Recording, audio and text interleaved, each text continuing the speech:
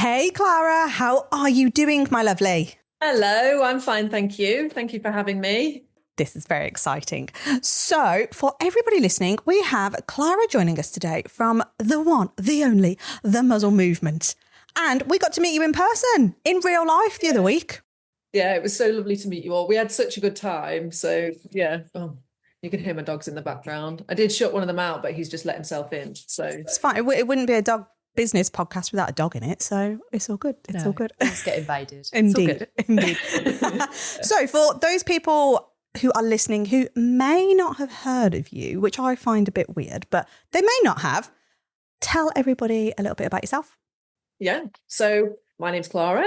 I founded the Muzzle Movement in April 2022. So my life prior to this, I was a senior training and behaviour advisor at Dogs Trust. So I was working with some of their most challenging dogs in their care. So dogs that had really quite complex behavioural needs. And I have a master's from the University of Lincoln in clinical animal behaviour. So I was doing all of those things, working with lots of dogs that needed muzzles or pretty much all the time. And I've also had a dog at home that was wearing a muzzle full time, and I didn't like any of them. So I had a few things that I wanted from a muzzle, and I was like, oh, I think I can just make one. It can't be that hard. And then from there, I posted the one that I'd made on Instagram, and it just spiraled, like it just, it exploded very quickly. And I was like, hang on a second. I think there's a bit more to just making a few muzzles for the dogs that I care for and friends. And then since then, we've sold over 20,000 muzzles all over the world. And we've grown a huge community of people that are sort of out there educating the public about different reasons why dogs wear muzzles. And yeah, so we've had a pretty rapid growth in very little time at all. And we've had to learn a lot very quickly. Yeah, I can imagine. Because did I see on LinkedIn you've surpassed the £1 million mark? Did I see that? Yeah. So we have this year so far, so December to now, we're in December, we're on 1.2. Wow. To profit, I just want to add, because sometimes people are like, oh, they make so much money and it still takes them so long to do things. And I'm like, that's because everything's reinvested. We don't take anything away at the end, so yeah, we were chatting about this at the ABK conference, weren't we, about all that investment and how, but it's just so important, like to get that business to where it needs to be. Without it, it's not going to grow, is it? So no. It's definitely, I'm intrigued about when you said you made that first muzzle, how, like with what? Just have stuff hanging around? No, I don't know why I don't know. I'm like that kind of delusional where you think you can do absolutely anything. So I was like, right, I can make this. I'll just hire somebody on Upwork, and they can, design a CAD for me. I'll find somebody that 3D prints. They can 3D print it for me. And then, that was the first muzzle that we did. It was 3D printed. Right. They're injection molded plastic, but yeah, we started off 3D printing them. Right. So that was big in itself there. When you say, oh, we just made one muzzle, it was like, no, you actually went through a whole process to get that first muzzle in the first place, that almost like that prototype one. And then my question to you is, because I used to work in rescue as well and dealt with muzzles a lot and had exactly the same view of you as you on muzzles. What was it particularly about the muzzles that were out there or still are out there that you didn't like? Yeah, so I think there was a few things. One, they were all black or they were all brown. So I was like, I don't really want my dog to look more scary. I want him to look, like he's just like any other friendly dog that's walking around, or not necessarily friendly, but not to be avoided at all costs necessarily. Another thing was I wanted to be able to feed my dog through the muzzle really easily. So we were doing lots of training from the very beginning. So he wasn't comfortable with strangers or other dogs. And we wanted to continue working through that, but he found it so frustrating getting the food through the front of the muzzle that he actually didn't enjoy training whilst muzzled. And that made it really difficult to work on his, interactions with people or interactions with dogs, because he was like, well, I have to have the muzzle on to keep me safe, but I also now don't want to take food. So that was a huge thing. And then the final thing was I needed him to be able to pant. So panting is something that dogs need to be able to do to regulate their body temperature. And it's a normal, natural thing for dogs to be able to do. So preventing them from being able to pant is limiting their ability to regulate their internal ecosystem, but also express body language in the same way that they would previously. So that was a huge one for me. And there wasn't very many muzzles out there that were providing dogs with the ability to pant in fun colours and with a treat hole. So I was like, I can make one of those. Yeah. I love it. So the colours thing is obviously a big signature of yours, isn't it? And have you found that over the years that has changed public perception? It's done the job? Yeah, I think from when I first started to now, there is definitely a shift in the way that people are perceiving muzzled dogs. I think a lot of that is due to colour, and we hear that quite a lot. So people will get in touch and say, you know, the public are much better received my dog in a muzzle when the muzzle's pink or when the muzzle's blue, or they'll be out with their dog and people will ask, oh, how come your dog is muzzled, instead of just assuming. And there's nothing wrong with, you know, giving muzzled dogs lots of space. I think that's still really important because we don't know why that dog is muzzled. So, you know, if I was out with my dog previously with his muzzle on, I didn't want people to approach him necessarily, but I think it's just that perception of that dog actually isn't a bad dog, or that person isn't a bad person. They're just working through something that's quite challenging. Yeah. Interestingly, we were out with some dogs this week. We've got a Dalmatian that we're jointly working, and he's in your typical black muzzle. He has got a bite history with people, and we've had so many conversations, haven't we, that it amazes us that, weirdly, that typical black muzzle hasn't put people off coming over and going like, oh, look, possibly because he's a Dalmatian. Like, you don't see him all that often. Like, oh, look, let me pet. And we're like, no, He's got this space. There's a reason. I think sometimes the black muzzles are harder to spot as well. So you can't really see them from a distance in the same way that you would be able to see a bright orange or a bright pink. And because we've had the same black muzzles for 30 years, there's been no innovation in this space really for that long. So it's kind of like, it's just like, oh, you know, it's just a dog in a muzzle. It doesn't catch your eye in the same way that, you know, bright, bold colours do. Yeah. So I would like to know so tell us from that point where you had that first prototype muzzle and to now, like what kind of growth journey have you been on? Not just financial growth and all of that investment stuff, but like personal growth, because it changes you such a lot, doesn't it, when you start growing a business in that kind of way. So yeah, anything you can give us really about how that process and that journey went for you would be amazing. Yeah, so at the very beginning, I sort of probably naively launched a Kickstarter. So I was like, actually, this looks like it's more popular than just my friends and, you know, people in Dogs Trust that I worked with. So I'm going to launch a Kickstarter. Not only am I going to launch a Kickstarter, but it has to hit £40,000. Otherwise I get none of it, or everyone gets refunded. So I had a lot of faith at that time that I had an idea that was going to raise £40,000 in 30 days. Not many people around me thought that was possible because I'd only just come up with this idea, and I was like, well, if I'm going to do it, I'm going to do it properly. And so we did. We raised £46,000 in 30 days, which was amazing. But then afterwards, I was like, oh no, what do I do now? Because I've never run a business. I've never manufactured anything. I have no experience of, managing a team. My role previously was managing dogs and keeping dogs safe and mitigating risk with dogs. So I've had to learn so many skills very quickly to be able to make sure that everything that I've sort of worked and built doesn't slip between my fingers. And I could not have done that on my own. So at the beginning, I was completely on my own. I'd sort of sold 800 muzzles. And I was like, right, I'm going to have to make them all, ship them all. You know, I'm going to have to do all the customer support. And I did for the first sort of year. I was working full time, 60 hours a week. And then I was just about to say, were you still working at Dogs? Wow. Yeah. So I was, the first year, I think I was doing about 150 hours a week. That was for the first year. And then I was like, I can't do this anymore. It's not possible. And I should have hired people sooner. I should have brought in help sooner. I mean, my partner got roped into a job that he didn't apply for. But I should have brought more people in. I think I've just doubted whether I was whether I had sort of something that was going to burn very quickly, go really well at the beginning, and then it would fizzle out, or whether it was something that had longevity. And I didn't know at that time.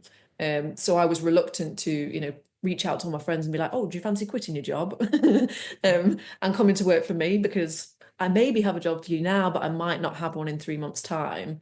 But I should have known, or I should have had more confidence in my idea at that point to know that I didn't have to struggle on my own for all of that time.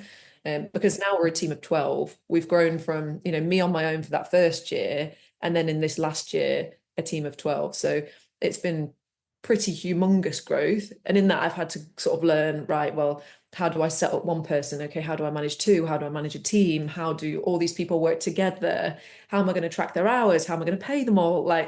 So yeah, I've had to learn more than I think I've ever learned in my life quickly. It's fun, isn't it? I love the learning curves of being in business. A lot of people don't, but I think when you're super passionate and you enjoy the thing that ultimately you're putting out and you believe in it as well, like you believe in that product and service that you're putting out, then it's, I don't know, I'm guessing if you were doing 150-hour weeks, it never felt like work. Even with all those hours, it's no, there's a stronger pull behind it. That's it. Yeah. From the very beginning, I just wanted to support muzzled dogs. I didn't really care whether I built a big business. I wasn't in it to make loads of money and, retire on a farm, although I would like that. We'd all like that. No, my goal was never to build a brand that was going to turn over 1.2 million and it's, just the end of its second year. But I think that the drive to give dogs better muzzles was all it took to build something that was really great. And I think that's what I found. A lot of the businesses that I've met really have that key core belief that carries them through everything that's challenging, because we've definitely had challenging periods. And I think if I didn't have to sit there and think, but all of these dogs rely on me to provide them with these muzzles that are going to keep them safe, I don't know whether I would have had the motivation to continue pushing as hard as we've had to push. Yeah, that's really interesting to hear that, because this is something when we're working with our clients in Canine Business Academy that we always get them to think, what is that purpose behind the business? Why do you do what you do? What gets you up in the morning? What lights you up? And I think if you don't have it, we've certainly got it with Canine Business Academy, which is the reason we created it. And it, there are some weeks where we're working ridiculous hours, day and night, and especially with the book launch and everything recently, but it never feels like work. And I really feel like it shouldn't if that drive is so innate inside you. And that's why we push people so much, because a lot of people go, I don't really know. And it's like, you've got to know. You have to know why you do it, because people that get to work with dogs, you don't just do it because it makes you loads of money. That isn't the reason why people get into it. So you've got to search your soul and almost be like, what is that pull that's making me do it? So I love hearing that. It's nice. And I feel like I do want to loop back to what you said as soon as we opened this episode, because that was a very, very, very quick caveat you threw in going, it's turnover, it's not profit. And for me, it makes me sad, being completely honest. It makes me sad that we feel that we have to do those caveats, because why? And I don't know if it's definitely very prevalent in the dog industry. I think there is so much, I don't know, it's almost like this emotive topic, isn't it, when you start talking about money? And everybody who's been listening and to us for a while and knows us, I love talking about money. It's amazing. It shouldn't be this dirty thing that we all think it is. And it just really made me sad that you so quickly had to caveat that it's not profit. Because I'm like, well, it doesn't matter. It doesn't matter if it's profit. Or it doesn't matter if it's turnover. The fact that you've done 1.2 million in a 12-month period. Yeah, not even 12 months. Yeah, it's absolutely insane. Yeah, and we should be stopping and celebrating successes like that. We should be stopping and celebrating anybody who is able to run a business that provides such an incredible service And it shows.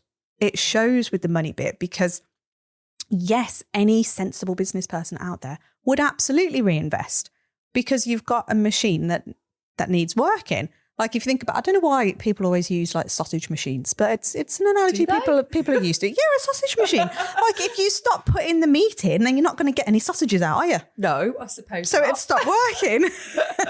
So for your business machine to keep going, you've got to keep putting that investment in, which you have to have a business that does bring in the money because that's the meat. Okay. It is. And yeah, I don't know. Sorry, I wasn't having a go at you saying like, don't do that, but like celebrate it. I was very happy for you. I would love to, but we have been treated aversively previously because, of course, I mean, if your listeners are in the UK, you know that there was an XL bully ban at the beginning of this year, which was devastating for 58,000 dogs and all of the people that were associated with all of those dogs. And a lot of our very rapid growth happened at the same time. And it wasn't just directly because of the XL bully ban. There definitely was a huge impact on our business because of the XL bully ban, but we've maintained that growth. We're 12 months after now. And that ability to maintain growth was not necessarily because of the bully ban. That was because of all the groundwork we did before. But we are not very well favoured when we shout about how much money we've made this year because it feels like we aren't being very empathetic to all of those people that have been impacted by the XL bully ban because, a lot of them did purchase our muzzles. So we have been punished, I suppose, for being really open and shouting about how well we're doing. So we do teeter, which I don't, I agree. I think it's amazing that we've been able to do as much as we've been able to do. And I think like that's no mean feat. It's a huge percentage of businesses that, don't ever get to that figure, definitely not in the first 3 years. So we have been punished, specifically our business. That won't happen with every business. I think we were in quite a unique set of circumstances that sort of amalgamated together to slingshot us into the front of everyone. And part of that was the XL bully ban. Yeah, but and I understand why people would have done that. I'm not agreeing. In fact, I'm definitely don't agree with it. It's like, I think it's atrocious. However, for me, a business that can sustain and grab the opportunities that are out there, maybe grab, people won't like that word, but do you know, like spot the opportunities and go, do you know what? I have a solution to that problem. It's not it's a money-making scheme, because that's where that purpose bit and that integrity and that ethical awareness within ourselves and within our business has to shine through, because we go, well, hold on, we actually have a product here in these muzzles that is going to support this movement that's happened. And regardless, even if you didn't exist and you came about because of the bully ban, we're going, well, again, I've spotted an opportunity to help, to provide, here's a solution. You're not ramming it down anybody's neck. People have the opportunity to say, no, thank you, I'll still go with this one. It's just offering a solution all the time. And it's something that we hear it quite a lot in Facebook groups with just dog trainers in general, going like, how dare you charge for your services when that poor person over there is really struggling with that dog, and that dog is potentially going to be put to sleep or rehomed, and you have the ability to help them. And our stance on this is going, well, if I did that for every single case that's out there, who's going to benefit? So those select few may benefit, but the masses certainly aren't going to benefit. We say all the time, like, look at Canine Business Academy. We feel like we provide ample amounts of free services. Like this podcast is a good example of that, which is an incredible investment on our part in time, energy, and money. We do free training shows in the Facebook group.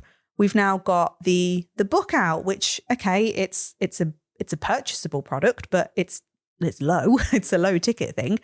But we wouldn't be able to do all of that if the business didn't generate money. So we're actually able to help the masses because the business is making money. We're in a sane position. Calling us sane doesn't quite feel right, but we're not in a burnt out, crazy frenzy, because we've got the strategy behind the business to keep it ticking over and providing a solution that nobody has to take. It's all your choice. But the more that we are supported by paying clients, the more we can help everybody. And those paying clients still get like the absolute best of the best. They're going to get a shit ton more than the free stuff. But the free stuff and the low ticket stuff can exist because of the paying stuff.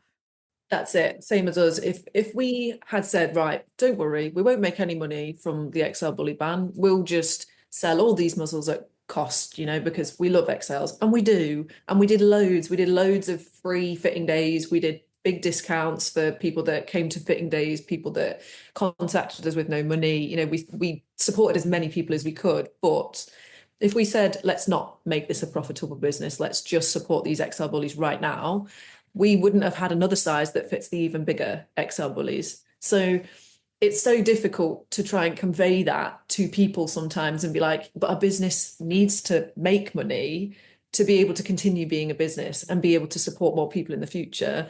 Because I think sometimes, particularly when you're a new business, it's almost like, well, you shouldn't be making money yet. You shouldn't be taking money yet. You know, and I think that's just wrong. I think it's so important that you do pay yourself. You are able to take time off without worrying about it. And that your business is set up in a way that means in 6 months' time, you're not going to be looking back and going, well, I helped all those people, but I can't do that anymore. So. And also, you are going to burn yourself out if you're not earning anything from it and you're putting all this time and energy in, and you're going to be no good to anybody anyway. And then the other thing is, like, you didn't create the muzzle, like, you know, it wasn't you that made this happen anyway. So like Joe said earlier, you're only providing a solution, and what an amazing solution, because whenever, like, we saw you at Crufts and the buzz around your stand was like absolutely amazing. So who else is doing that? Who else is providing all of that stuff? So I think, like, really, really well done to you, because I think it's amazing. And I think it's definitely, like, the name of your business just says it all as well, because it is creating a movement in what people think about muzzles. And I think it's really something to be really proud of. And if that means that you earn some money off it, well, you know, so you should. That's it. Yeah. I thought really hard about the name, because I was like, oh, I could go something, you know, quite mysterious, a bit like Nike, or something that means nothing to someone. But then I thought, actually, no, I want it to be super clear from the very beginning what it is that I do. And I want it to be super clear at the beginning that it's more than just selling a product. It's trying to shift the public's perception of those dogs. So I was like, once I'd come up with the muzzle movement, that was it. I could not think of anything else after that. I was like, you've done it. Well done.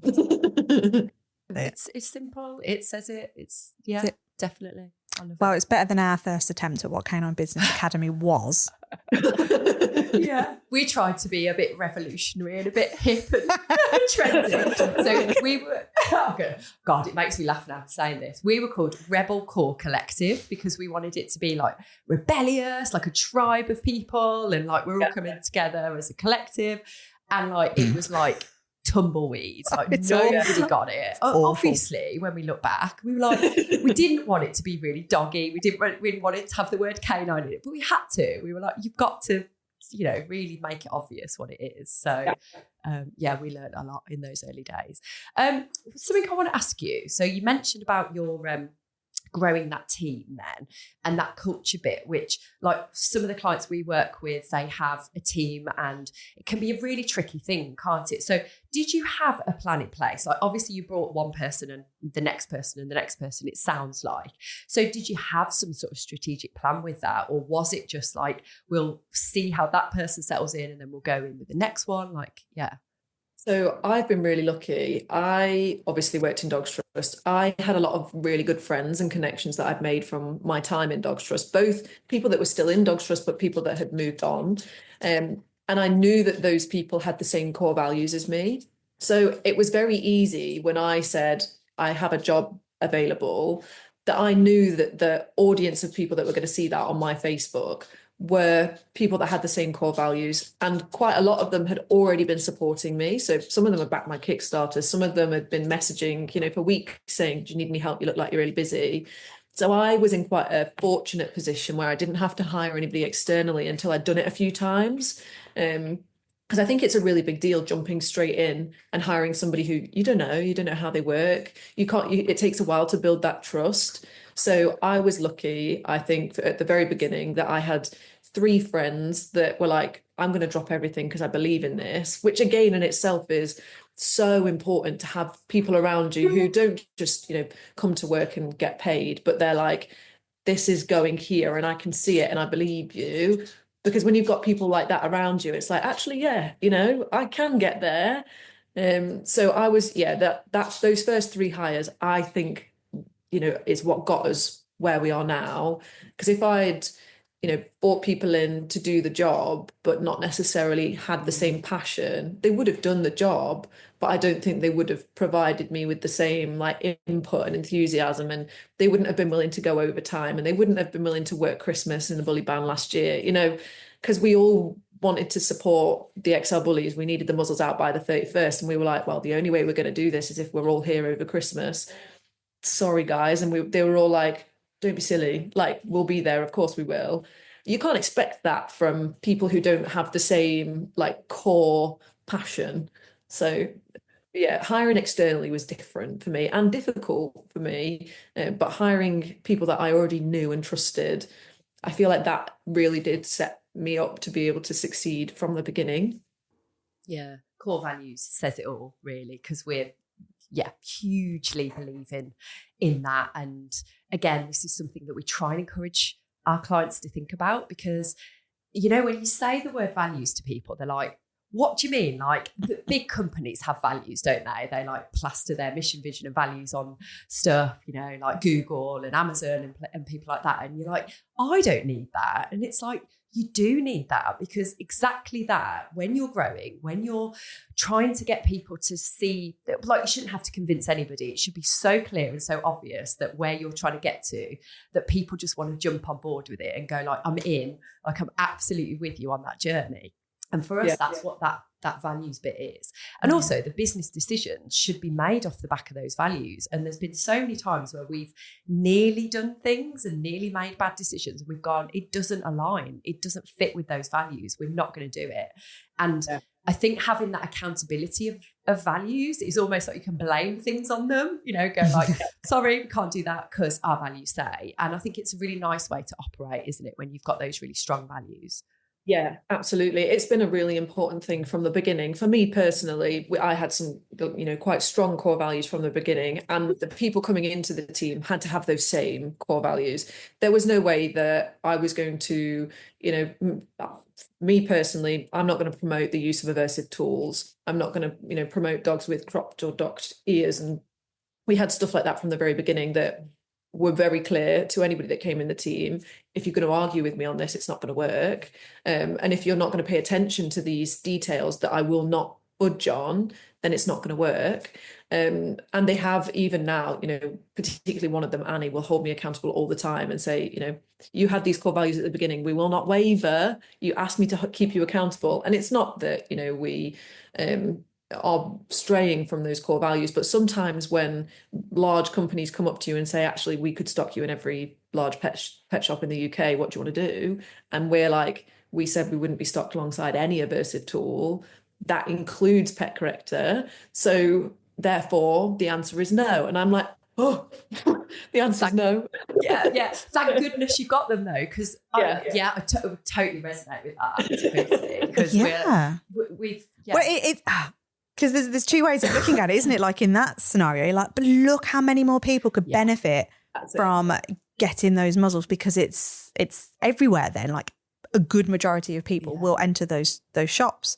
However, it's what sets you apart and what is going to make people go, oh. Yeah. And then again, I can just hit, like, I can see the conversations playing out now. And then another thought process might go down, yeah, but if you're not in the shops, then how are we going to get to know about you? Well, then that's where the business has to continually show up in the places that you want it to and continue to grow in a way that feels in alignment with what you're trying to achieve. And I think sometimes it's so easy to get wrapped up into that, almost like that quick fix thing, isn't it? Like if you compare it to dog training, it's like, oh yeah, look, there's that quick fix option. Bang, we've done it. Like, could have made probably a couple more $1,000,000 off of that. Job's done, can sit back pretty. Everyone's got the muzzles. I've done the best I can. Yeah. But actually you've got those values, and that is what sets you apart. And that's That's the bit I love. In fact, that whole little segment where you and Vicky were just chatting there, I'm thinking, oh, I've just sat here like a giddy schoolgirl going, I love this. This is making my heart warm and all tingly. I love it. Yeah, it's right though. Big debates within our team because, you know, my partner isn't from the dog world, George. He isn't from within the dog world. And he's like, Clara, I don't understand. This is a huge opportunity. How could you not? And then I've got the rest of the team who, you know, 50% of them are ex-Dogs Trust employees at one point.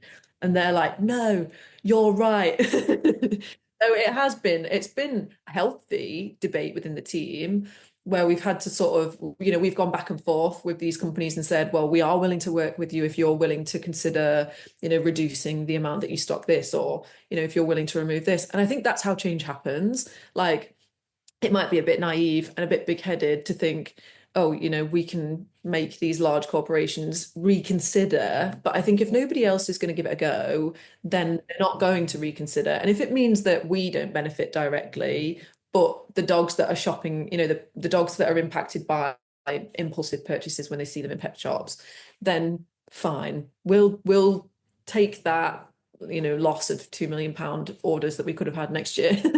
If it means that over time the right things are happening anyway. So we're so lucky to be in a position to do that because not many businesses are. Yeah, but I also think it shows a real like a real respect for that decision, don't you think? Because even if that company's gone, oh well, it's their loss, they're probably actually going like, fair play to them for not backing down and sticking to their values, really. Yeah, there's a lot to be said for that. You're right. It makes people stop and think. It does. Yeah, I hope so. And they've circled back around twice now. So this is the second time they've checked back in and they've said, oh, have you changed your mind? And I said, oh, my core values are listed here. Still not changed my mind. And I love what you mentioned there about the team being involved in that decision as well, because like this thing about like the person at the top has to make all the decisions and the team just goes along with it. Like I just think a successful business is not going to work, is it, unless you involve everyone, even people right at the bottom, like involving them in that decision. And again, if they're involved in the values, then they should absolutely be involved in it. Yeah. They're all integral. My team is what has got us this far. It's not me. It's not, you know, I mean, the product definitely helps, but it's actually the team. And it's the fact that they will all go above and beyond. They'll all bring new ideas to the table. They'll all, you know, they're all thinking. They go home and they're the same as me. They're going home and they're like, but we could do this better. We could do this better. They're writing notes on their phone that come in the next day and they're like, I've had an epiphany. So without them, we would fall apart at the seams. It's easy. So the only way to make decisions is to make sure that we're all making those decisions, because otherwise they won't stay. If I deviate from what's got us this far, I'll lose everybody that's got me this far. So it's not even a possibility. Yeah, I love that. And did you ever have any advice, external advice on that? You did? Yeah, so that was a very like yes, definite yes. Yeah, so when I first started, I went to a NatWest accelerator. So NatWest had this sort of accelerator program, and I sort of went along and was like, yeah, I need help. I don't know what I'm doing. I'll just quit my job. And they gave me a lot of support. And even every now and then I'll still get in touch with the mentor I had at that time and be like, so I have quite a big question that I need to, you know, be able to figure out. Can you help me sort of navigate the different processes and how to manage this with the team? Because sometimes I do things that the team don't all disagree with. We've got some quite big personalities. So it's sometimes challenging to be able to navigate, well, we are going to do this thing. Sorry, I know that's not aligning with your personal beliefs, but it does with the businesses, and that's what's important. So yes, I have had to have advice both from NatWest Accelerator and Warwick Manufacturing Group, who've helped us quite a lot. I've never manufactured anything before in my life. So they've been really helpful. I think it's important to have people outside of your people who are in it every day, who can give you an outside perspective on the same, complex challenge. Because we'll debate it in the team and we'll go around in circles and we might come to a solution. But if we don't, I need to look outwards and be like, come on, I need more brains to help me figure this problem out. Yeah, it's exactly like that thing of I'm a dog trainer, and sometimes I can't see the issues with my own dog, and it takes someone else to go, all you need to do is this. It's exactly that same principle, isn't it? And it's something we commonly are finding, that it's really hard to step outside of your business because it's your baby and it's everything you know, and you're so passionate about it. And, you know, someone just having their eyes on that business is just it's so useful, isn't it, to have that different perspective. Yeah, absolutely. My mum's counselled me quite a lot. I'm like, hello, mum. Especially at the beginning, you know, I remember debating with my first external hire. I was like, right, which one do you choose? And she was like, it's not up to me. And I was like, but I've got it to 2.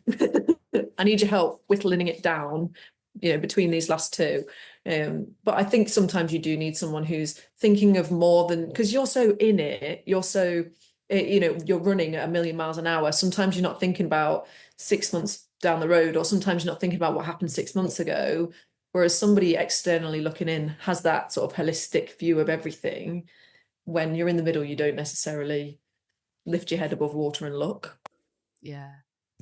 It can be hard to ask for that help, though, can't it? I think that's something that a lot of clients that we work with, they struggle initially to even, understand what it is that someone can bring to the table in the first place, and then whether it is going to be beneficial for them and whether it is going to get them to where they need to be. Because it's that leap, isn't it, of going like, I've got to put my faith in someone here, that they know what they're talking about, that they have the experience, or they at least can see it from that different perspective.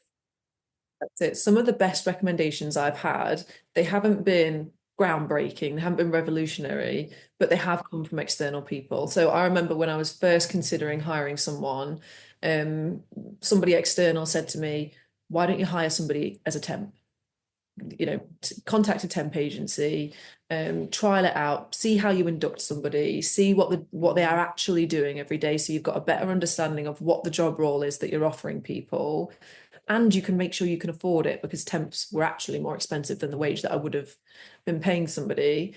And that was pretty groundbreaking for me, because it's not something I'd ever considered. It was all or nothing. I'm going to make my friends quit their jobs, or nothing. I'm going to continue doing 150 hours, or my friends are going to be homeless and on the streets in 6 months' time because I couldn't afford them. So it's somebody coming in and saying, it's not that black and white, actually. There is a middle ground. You just haven't found it yet. And I did. I hired a temp, and I was like, oh, I understand what the job is that I'm looking for. I learned very quickly what I didn't want from a person.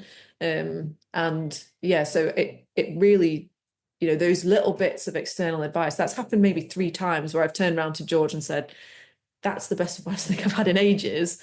And it's something that I hadn't considered. Yeah. John, I like the fact there that you alluded to, it's almost like a bit of trial and error, isn't it? Because you've got to make mistakes. And I think we are all incredibly naive as human beings if we think that you can avoid them.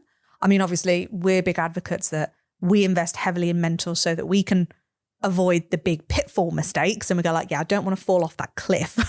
However, I may need to trip over now and again, because you do get carried away and you will get sucked into your world and the success and all the stuff that kind of ensues once you've got that mentor on that journey with you. But I still think it's incredibly important that you do make those little trip ups and you learn from it, more importantly. Because I think the biggest mistake any business can make is you make those mistakes and then you keep trying to do it again and again, hoping for a different outcome. It's like, no, it didn't work for a reason. Yeah. We've had some pretty catastrophic mistakes that we've made to date. And we've always been very fortunate that our turnover has been good enough that we have the ability to make those mistakes. But now we've got more employees, we've got more expenses, we're in a bigger building. We don't have that same flexibility to just trial and error things willy-nilly. So we have to think a lot harder about what it is that we want to get from something. Because this year we threw ourselves at every event. We were everywhere. It cost us a lot of money. Some of those events, we took 3 people, we only needed 1. Some of them we took 1 person and we needed 4. So it was lots of trial and error that cost us on that learning journey. But I think it had to happen. We were comfortable making mistakes at that point, whereas now we're like, right, we have to learn from all that we did and do it better next year, so that we don't just continue just going, oh, but we just have to get in front of everyone all the time. No, we want to make sure we're in front of our people where they are when we need to be. Yeah. And I think another way to look at it is like trial and error is one thing, but almost like strategically testing something out and seeing whether, like, if we do this thing, we don't have to be stuck with it forever. We can change it again. Yeah. And I think when it comes to business, we labour so much sometimes on the decisions because we're like, what if it goes wrong? What if it doesn't work? And it's like, well, you can change it. Like, I mean, I'd say 99% of things you can change, you know. You're not going to commit 100% to anything that you can't change it. It's your business at the end of the day. You can change it. So I really want to get that message across as much as we can really in this episode and say, like, it's okay if it doesn't go 100% right, and we can test it out for a X amount of time, and then we can do something slightly different, pivot and do something slightly different. It's okay. Yeah. We've pivoted. We've made so many. We've been like, well, that didn't go as well as we wanted to. We sit back as a team and we sort of have these little sheets where we're like, what went really well? What didn't go really well? What can we do better next time? And then we have like a list of actions about the things we're going to do next time. And then we've got a huge team meeting coming on the 10th of January where everybody's in for the whole day. And that's what we're doing all day. We're sort of going, let's reflect on last year. Let's look forward at next year and who's going to be doing what to make sure that this thing that we did last year, we do better this year. But if we didn't, make the time to do that, we would just continue running on the treadmill. And, that's a mistake that I made at the beginning is we were all running at 100 miles an hour because of the XL bully ban. We didn't lift our heads above water for 3 months. So from January to March, we were just making the same mistake over and over and over again. And it was costing us time, which we didn't have. So when we got to April, I was like, everything stops for, the next few days. We just need to rethink what we've been doing for 3 months. Just because we've been doing it for 3 months doesn't mean that's how we should be doing it. And then that allowed us to have more time, which allowed us to do more and support more people. But we could have easily just sunk our heads in the sand and continued running. And it would have been easier to do that. I feel like the Joker, I can't stop smiling because I love this, reflecting, stopping, strategizing, planning. But I also want to say this is so relevant, not only for someone like yourself with a team, but also just one person who's running a business. Like if you don't stop and reflect and review and figure out what went well, what didn't, and what we can change slightly for the next, next year or the next quarter or whatever. It's an essential part of running any business, no matter what size it is. Yeah. So I was actually going to lean in on that because you mentioned prior to doing Muzzle Movement, you were very heavily involved in, were you actually a cab? So I have a clinical animal behaviour masters, but I was never a cab at Dogs Trust. So you can have the masters but not be a cab. My role was senior training and behaviour advisor. So cabs support adopters in homes. So they are working with some really challenging cases, but those dogs are already in the home. Whereas I was working specifically with the same category of dog, but they were in kennels, potentially because they were too, risky to be in a home, or their welfare was too poor, or, there was euthanasia discussions. So my role was specifically those dogs in kennels, but similar sort of concept to what a cab would do in terms of the support plans that we would write. I would just be supporting training teams and they'd be supporting adopters. Yeah. Okay, cool. So what do you think then? Bit of a loaded question this now, isn't it? What do you think for the current state of the industry then? So specifically dog trainers and behaviourists out there, whether cab or not, but the general training arena, what do you think is the biggest failing, I suppose, in terms of how they're running their businesses? This is so challenging because I love to learn. So I really enjoyed some of the talks at ABK that we went to this weekend. I really enjoyed this, YouTube video that I watched the other day. And I think it was Shay Kelly posted something about the reason why aversive trainers are doing so well is because their content is so, captivating. It gets loads of comments, loads of engagement. But a lot of that engagement also comes from force-free trainers who are commenting on those posts saying, you're not doing this right, you shouldn't be doing this, ignore this. but they don't give those same other force-free trainers that good feedback on their posts. So if someone does something phenomenally, it's not then getting loads of engagement like, wow, this is amazing, this is amazing. And I was like, oh my God, that's so true. Like, I don't think I engage half as much with content I love than I do with content that I don't like. So I was like, I'm definitely going to do better at that. Thank you, Shit Kelly. So I think the big thing that we're doing it as, you know, pet professionals is that we aren't giving as much attention to other phenomenal pet professionals as we are to people who we think are, you know, on the wrong side of the camp or the fence, for example. Because I mean, I watched the whole of all of the chats that Joe Rosie did, and then ever since then, all of the people that were in that chat have flooded my feed, and I just think, oh, that's so annoying, because there's loads of trainers that I would have loved to have seen that would never have been in a chat like that, and those people aren't being platformed in the same way. So I think that's a huge mistake that people are making, and it is impacting the reach of people that really deserve that same audience. So that's my 2025 goal, is when I see amazing things from amazing trainers, I'm going to tell them that's an amazing thing. Yeah. I like it. But is that focus on, like, rather than, I don't know, staying in your own lane and just making your stuff even more awesome, it's that we've got to just like focus on that negative stuff and go like, I don't like this, I think you're wrong at that, and it's like, are you putting all of your energies into something like that, and just concentrate on what you're good at and try and celebrate all of that. And I think that definitely the force-free community do struggle with that, you know, to an extent. It's a big bugbear of mine. I think we spend so much time, I'm going to say, hating on others. Yeah. And actually, I don't think it's fair to hate on anybody.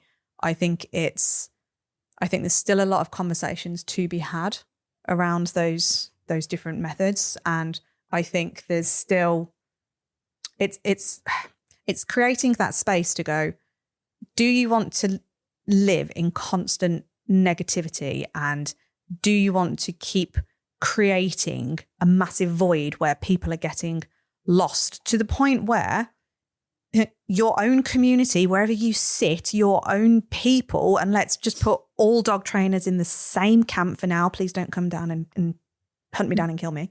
But let's just assume everyone's in the same camp now as being a dog trainer.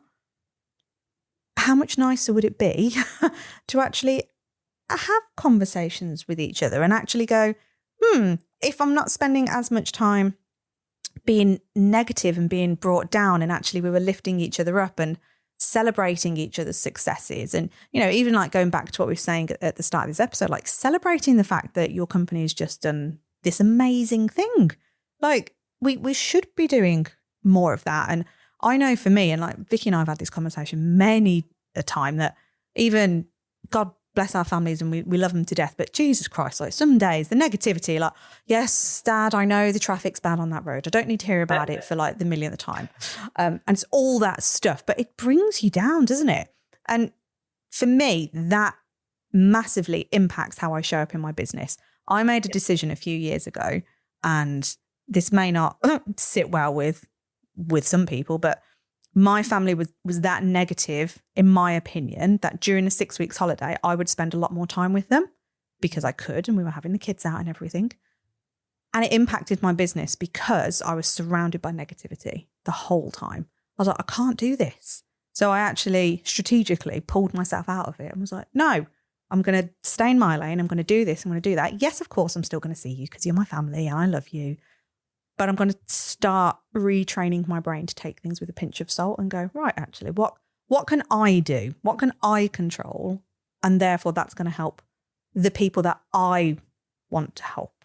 Can't help everybody. And I think that almost comes into a conversation about niching potentially, and just going, actually, if you just do your thing, the whole public have a choice on who they want to buy from, on what they want to buy. So you just need to be the best of the best in your specific thing, and away you go. Pretty much like what you're doing, which is why you're in our book as well.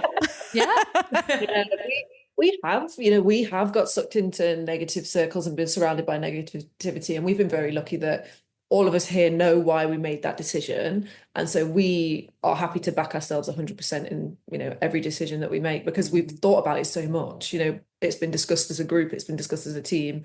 There was no decisions made on a whim. So if the consequences are unhappy people, that's a sacrifice we're willing to make for the greater goal of supporting as many muzzled dogs as we can.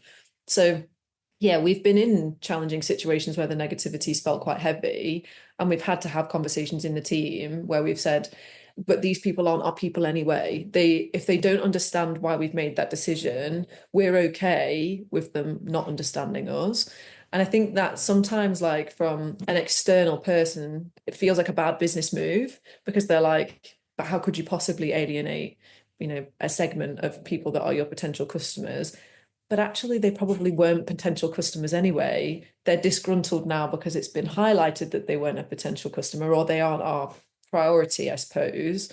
So yeah, it's challenging. It's challenging because you feel like standing on your decisions and being sure that you made the right thing because you discussed it before is still challenging when you think, oh, that was the right decision for us, but we have upset people here and we don't want to be in the middle of drama. So I think there is just drama in the dog world. There always has been, and I worry there always will be. So I think you've got to pick the drama that, if you're going to be involved in any, make sure it's drama that you stand behind. And if you don't want to be involved in it, don't go jumping in front of the, don't go and be like, I volunteer to tribute. Nope, we just sit quietly in the background now and just think we'll get involved in the bits that really matter to us, but the rest of it, we're okay. Yeah, and it's also understanding the impact it can have on people, because there are people that leave the industry because of the drama, because of the judgment, because of all of those things. Like, if I speak out, someone is going to slam me, and I don't want to do that again. So they're just sitting in, again, going back to these Facebook groups where people are just like afraid to talk because they're just going to get slammed. And it's so sad that that's how people feel. Like, when we talk about getting visible on social media and helping somebody connect with you, like, how do you know that that dog trainer is the right person when we can't see your face? And a lot of the feedback we're getting is because I'm scared that people are going to hate it and people are going to say things. And it's like, what sort of world do we live in that's how people feel? It's just really sad, isn't it? It is sad, because actually I don't think they're fearful of what their potential clients would say about it. They're scared about the peer group. Yeah. Peer group jumping on and attacking. Yeah, that's why I really want to focus on, like, reinforcing all of these people doing amazing things. Sure, like, sometimes we have quite a stringent affiliate scheme. They have to meet quite a lot of criteria before they get on there. And sometimes we have to have challenging conversations with people and say, actually, you've posted a few of these videos that don't align with our beliefs. That means that you no longer qualify for our affiliate scheme. That has caused chaos in the past. But again, part of our core values is that this is the terms and conditions for our affiliate scheme. And I do quite a lot of that, sort of navigating challenging conversations with people who don't align with our affiliate scheme. But what I don't do enough of is telling the affiliates that, like, Chef's Kiss are exactly the kind of affiliate that we wanted, that they're exactly the kind of affiliate that I wanted.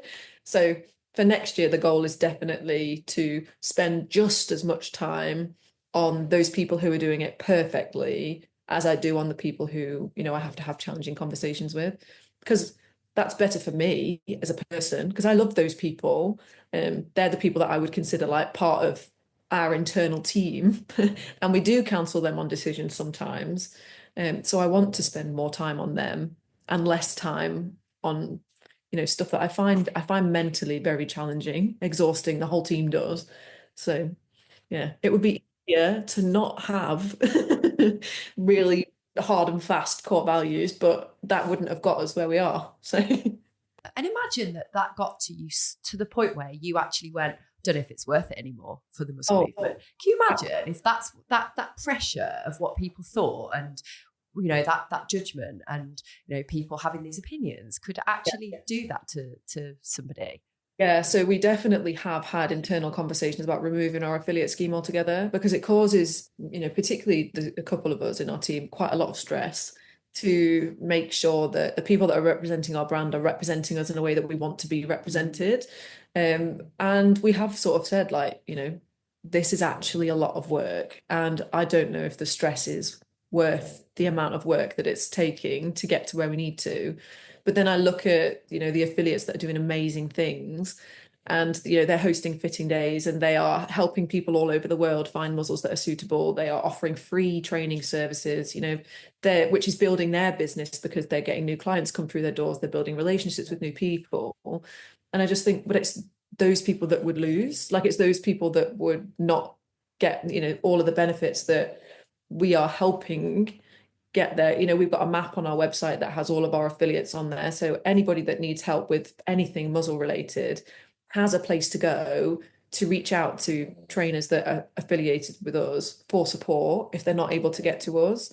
And I just think all of that business that we're helping generate for the people that we really believe in would be lost if we buckled under the pressure of difficult decisions. So yeah, it's that bigger picture thinking, isn't it? It's that, yeah, we're exactly the same, because we sometimes think, oh, what, is this the right thing, or is that, and then you go, yeah, because we're reaching more people. The more, we can get our message out, same as what Joe mentioned earlier about the podcast and the investment that it takes and all that. It's like, but without it, the amount of messages of hope we get from people, like, oh my God, I was on the brink of leaving and you have inspired me to continue and to look at my business slightly differently and all of that. And it just, that is just keeps us going. It's so lovely. So yeah, I love this conversation. So I feel like a bit emotional with this chat today. It's just, it's incredible actually talking to another dog professional that is so, I'm going to say geeking out on the business stuff as much as like we love it, because it goes to show, like, to me, you've done everything and just smashed it. Like, you're just nailing everything because you're, I can't even get my words out. It's that amazing. But you're literally just doing it. Like, you've got your purpose, you've got your core values, you know exactly who you are, you know exactly what that business stands for. You were willing to make the investment and then go, right, this is a strategic investment. It's a risk, but we need to learn from that risk. Yeah. Let's see what happens. And it's not like a willy-nilly thing of like, oh yeah, let's just rock up there and, let's go to a cooking show and see if we work there. It's like, no, hold on. Let's see what's what. So it's all that strategic investment and all those strategic decisions that have enabled you to get to where you are now and have this amazing team and grow that culture. And I just think it's something that is incredible for this industry. It's incredible anyway, but for this industry, I'm going to go as far as to say, like, it's just unheard of, because I don't think people spend enough time looking at the impact they can have if they get their business right. Yeah, I agree. And for us, that's that passion bit. I think it is. It's the passion. And I think it's I've come from this industry. I'm not an external person that's come in and thought, I can make money off muzzles now. All I've ever done is work with dogs. Since I was 14, the only jobs I've ever had have been with dogs. The only studying I've ever done is dogs. So it's almost like eat, sleep, breathe, repeat. But it's just that I was like, okay, well, I'm going to do the things that I love the most, but I'm going to make it into something that, supports the things that I love the most. And I miss a lot of things about rescue. And my plan was never to leave. I was in my dream job. I worked my whole life to get that job. And then I was like, I can't do this job now because this has grown so big. But it's a passion project. I think that's what makes us different to other businesses in the same sort of area. Yeah. And, I could totally resonate with how you feel, because I did a very similar job at the Blue Cross to you. So like when I started my puppy classes, it was because I wanted to make a bigger difference. I wanted to try and get out to owners of dogs before they made all the mistakes and relinquish them to rescue. And then that led me to meet Joe and create this business, because we know that there are so many things that need to change in this industry. And it's almost like, okay, we're not doing dog training as much anymore because we don't have the time, because CBA has just gone massive, which was the plan. But also, like, we know we're reaching even more people now because we're helping people to help owners better. So like you've almost done the same with yours, because you've gone, okay, well, I'm not in that anymore, but by doing this, I'm making a bigger impact on the world, which is so great. Love it. Yeah, my mum always says you're in the same machine, you're just a different cog. Yeah, that's a really good way to. Yeah, it's a really good way to put it, actually. I mean, how do we feel then? So do we think, because I think there will be, do we think that there will be people out there listening to this episode now that will potentially be thinking, that's exactly why I don't want to do the business thing, because actually it's going to take me away from working the dogs? Potentially. Yeah, I mean, a lot of my team said that. The biggest thing that they had when they, when I said, I've got a job, do you want to come on over? Their concern was, but I'm not going to have as much contact time with dogs. And I was like, you're not. Yeah, you're absolutely right. We do not have a kennel full of dogs here. But I think what they've learned and what I've learned is that the thing that like makes you enjoy working with dogs so much, yeah, okay, physical hands-on with dogs is phenomenal, but the bit that I loved about working with in rescue wasn't necessarily that I got to work with hands-on with loads of dogs every day, although I did. It was getting those dogs into the home. It was that like win of this dog is no longer going to be euthanized and it can go and live a happy and successful life. And I think that same drive is what I have now. It's that dog is no longer going to be euthanized and it can live successfully in the home. It's actually not any different. It's just physically what I'm doing every day to achieve that same goal is different. Yeah, it's I was having a similar conversation with my lecturer the other day. So I'm doing my level 6 in animal behaviour. And the reason I started doing that degree actually was so that I could get the CAB status. Yep. And then as time's gone on and as CBA has grown, I've gone, I don't want it anymore because it's gonna restrict me, because this actually, and my lecturer turned around to me and was like, but you found your calling, like look at what you, and I was like, and I have, and it's I cannot describe to you. Poor Vicky has to put up with me like most days just going, I love this so much. This is amazing. Look at all the stuff that we're doing. And she's there tearing her hair out going like, I can't keep up with you. And I'm like, I love it. Like I've definitely found my calling. And I wouldn't have got here if I hadn't have done the dog training, if I hadn't have gone through those 10 years of being low ticket and being a shit dog trainer and learning to be better and doing all that stuff. But so I can see why some people might be thinking, I don't want that. Yeah. I mean, my lecturer came up to me at ABK and said, from my master's, and said, what happened? I thought you always wanted to do rescue. When you were at Lincoln, it was rescue, rescue, rescue, rescue. And I was like, no, you're right. The plan wasn't actually to do this at all. The plan was to still be in rescue now until, the end of my career. But I still feel like I am. Like, I still feel like I am supporting rescue dogs. I still feel like I am supporting the people that adopt rescue dogs and all the other people to prevent their dogs from going into rescue. So I think you just, sometimes you have to step back and be like, what is it that I love? Is it the dogs necessarily, like that hands-on contact? Because that definitely is a case for me. That's why we do fitting days. I couldn't survive without some contact with dogs. But for me, really, it was the drive to prevent dogs from going into rescue and help dogs coming out of rescue live successfully in homes. So there's more ways to fillet a fish. I just think you're reaching more people doing what you're doing now. We're reaching more people doing what we're doing now.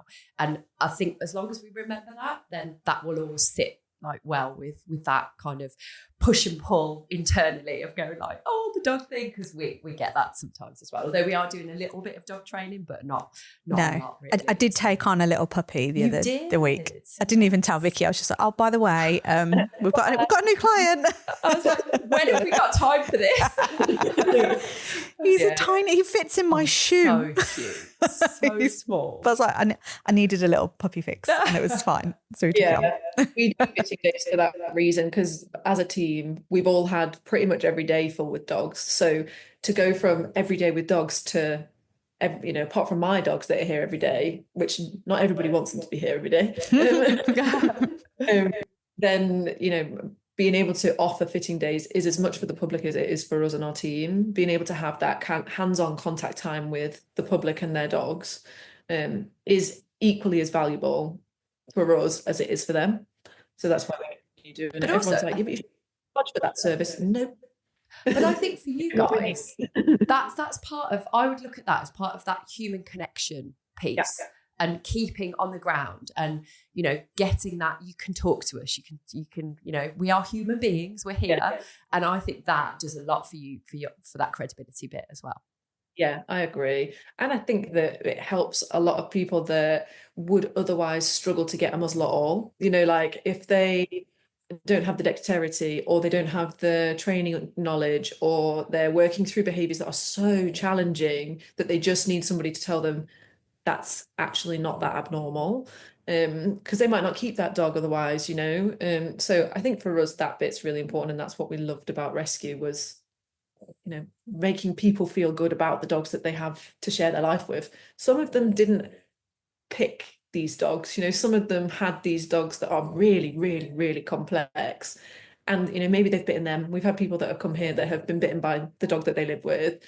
And they come here and it's the first time that they've been with people who said, yeah, there's plenty of people that come here that have, you know, been bitten by their own dog. You're not alone in that struggle. So it's nice to be able to just remind ourselves, like, the people receiving muzzles are so thankful for those muzzles, because sometimes you don't get that when you're a business. You don't get that positive feedback. People will leave you negative reviews, sure. They don't hang fire on those negative reviews. No. People who love them, they don't necessarily go out the way to tell people, I love that, or at least not publicly. They might when in conversation, but they aren't leaving it on social media. They aren't messaging us privately. So that little bit of contact where we do see people and they say, oh, this is the first time my dog's walked 10 steps in a muzzle ever in its life, is like, we forget. Yeah. Wow. I love it. Oh, I feel like we could talk for hours. We could. So we'll definitely get like a part 2 in, I think. Wow, now that you've like met us, I keep wanting to say Earl. We had a client who sent us a package Earl. before and was like, I'm going to call it an Earl packet. I was like, we're there texting each other going, what's an Earl package? He was like, oh, in real life. Okay. In real life, yeah. What, you mean in person? Yeah. It's Earl. Earl, yeah. I don't know. But no, now that we've met Earl, you're not getting rid of us. We're just here. And you're printed in the book forevermore anyway. So there you go. Yeah, I appreciate that a lot. It's always nice. I think you sort of like on your own little lane, you forget there's other people parallel doing the same thing. And you both have the same mission. And it's nice sometimes for people to reach out and be like, I'm on the same journey as you. Hi.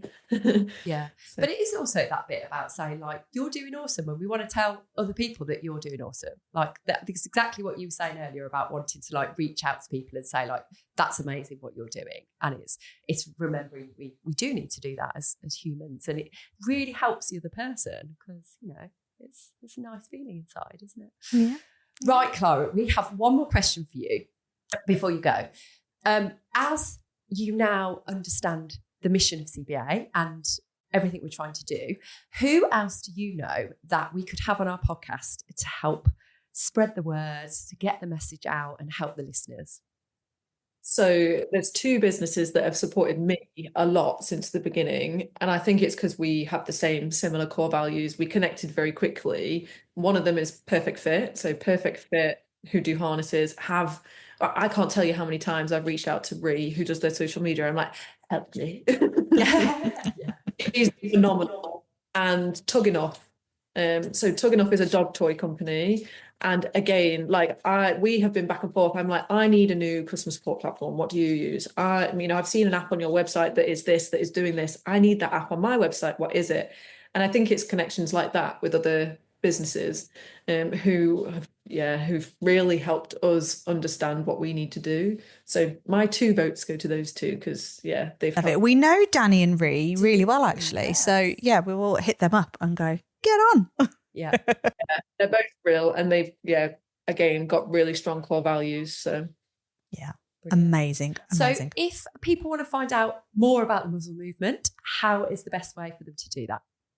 So our website is themuzzlemovement.com, and our social media, both TikTok, Instagram, LinkedIn, Facebook, is all The Muzzle Movement. So we should be easy to find, because there's nobody else for the brand name just like ours. Yeah. We also, we have on our website, there's contact us pages. So if you've got any more sort of specific questions about anything, muzzle fit, muzzle training, or otherwise, then yeah, feel free to reach out.